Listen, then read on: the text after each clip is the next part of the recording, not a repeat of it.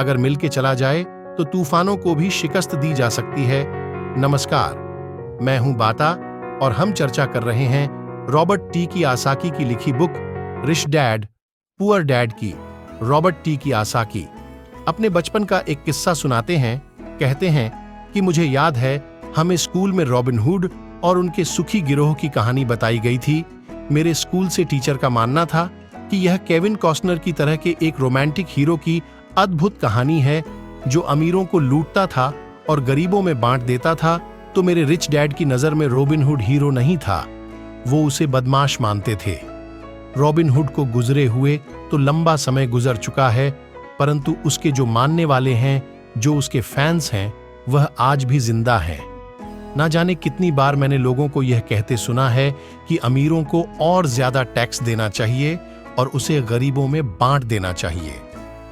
Robin hood का ये जो थॉट था, अमीरों से लेकर गरीबों में बांट दिया गया, गरीब और मिडिल क्लास लोगों के लिए। यह सबसे ज्यादा दुख का कारण है, इसी रॉबिन हुड आदर्श के कारण। मिडिल क्लास पर टैक्स का इतना भारी बोझ लदा हुआ है, और सच्चाई तो यह है कि अमीरों पर टैक्स लगता ही नहीं है। गरीबों की भलाई के लिए जो पैसा लगता है वह मिडिल क्लास से आता है, खासकर पढ़े लिखे और ऊंची आमदनी वाले मिडिल क्लास से। और टैक्स के बारे में अगर हम पूरी तरह से समझना चाहें तो हमें थोड़ा सा इतिहास में, हिस्ट्री में जाना पड़ेगा। रॉबर्ट टी कियोसाकी बताते हैं कि उनके रिच डैड ने बताया था कि इंग्लैंड और अमेरिका में पहले कोई टैक्स नहीं लगते थे।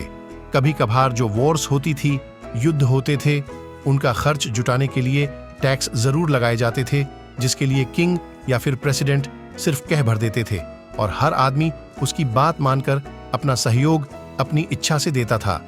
बाद में सन 1874 में इंग्लैंड ने इनकम टैक्स को अपने सिटीजन्स पर लागू कर दिया और 1913 में कॉन्स्टिट्यूशन के 16वें संशोधन के बाद अमेरिका में भी इनकम टैक्स जो है वह लागू हो गया। एक समय था जब अमेरिकी लोग टैक्स विरोधी हुआ करते थे, पर धीरे धीरे लगभग 50 सालों के बाद लोगों ने वह एक्सेप्ट कर लिया। इसमें एक और बात थी, शुरुआत में ये जितने भी टैक्स ही सिर्फ अमीरों पर लगाए गए थे, तो रिच डैडी चाहते थे कि माइक और वो इस बात को ना भूलें, और उन्होंने यह बात साफ कर दी थी कि टैक्स का जो थॉट है वह लोकप्रिय बना ही इसीलिए कि लोगों को लगता था कि इससे अमीरों को सजा दी जाती है और मिडिल क्लास और गरीबों को मदद मिलती है। पर वक्त ने इस बात को अपलट दिया और आज गरीब भी टैक्स का मारा हुआ है और मिडिल क्लास भी, या यूं कहें कि सबसे ज्यादा जो टैक्स का मारा हुआ है वह है middle class. Robert T Kiyosaki आगे कहना जारी रखते हैं, एक बार सरकार को टैक्स मिल गया तो उन्हें उसके फायदे नजर आ गए और उनकी भूख बढ़ गई।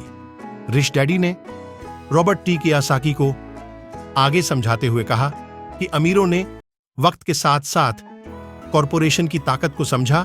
एकजुट होकर उन्होंने इस टैक्स को पलट दिया और सारा बोझ उन लोगों के ऊपर डाल दिया जिन लोगों ने कभी इसके सपोर्ट में वोट दिया था, यानी कि गरीब और मिडिल क्लास लोग। और इसके पीछे की सबसे बड़ी वजह अमीरों का पैसा नहीं था, उनकी समझ थी, उनकी जानकारी थी, उनकी अवेयरनेस थी। उन्होंने अपने पैसे को बचाने के लिए संविधान को समझा, रूल्स को समझा और फिर उनमें कमियां निकाली और फिर किस तरह से उनसे बचा जाए, ये सब देख परख के कॉरपोरेशन का सहारा लिया और वह उसमें सफल भी हुए। अमीरों और गरीबों के बीच ये लड़ाई सदियों से चलती आ रही है। अमीरों से मसूलों का जो नारा लगाने वाली भीड़ थी वह हमेशा अमीरों के खिलाफ रही, और ऐसी लड़ाइयां तब छिड़ती हैं जब किसी एक विशेष वर्ग को ध्यान में रखकर कानून बनते हैं, और यह लड़ाई कब खत्म होगी ये कहा नहीं जा सकता। समस्या ये है कि जो लोग हारते हैं उनमें समझ की कमी है, पर वह यह मानते नहीं। हारने वाले लोग वह हैं जो हर सुबह उठकर तैयार होते हैं और अपनी नौकरी में कड़ी मेहनत करते हैं और उस पर टैक्स भी देते हैं। अगर वह यह समझ पाते कि अमीर लोग किस तरह से पैसे का खेल खेलते हैं, तो वह भी इस खेल को उसी तरह से खेल सकते थे।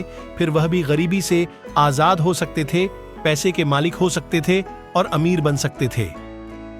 रिच डैड कहते हैं कि इसीलिए मुझे बिल्कुल अच्छा नहीं लगता कि जब कोई अपने बच्चे को यह सलाह देता है कि खूब पढ़ो और नौकरी करो। जिस कर्मचारी में पैसे की समझ नहीं है वह बच नहीं सकता। समाज उसके पैसे को हड़प लेगा और उसे गरीबी की ओर धकेल देगा। कहते हैं ना कि उस देने वाले ने तो कोई कमी ना की, अब किसको क्या मिला, ये मुकद्दर की बात है। और ये जो मुकद्दर है, ये हम अपनी सोच से, अपनी नॉलेज से, अपनी अवेयरनेस से बदल सकते हैं। अमीरी और गरीबी में सिर्फ सोच और समझ का ही फासला है।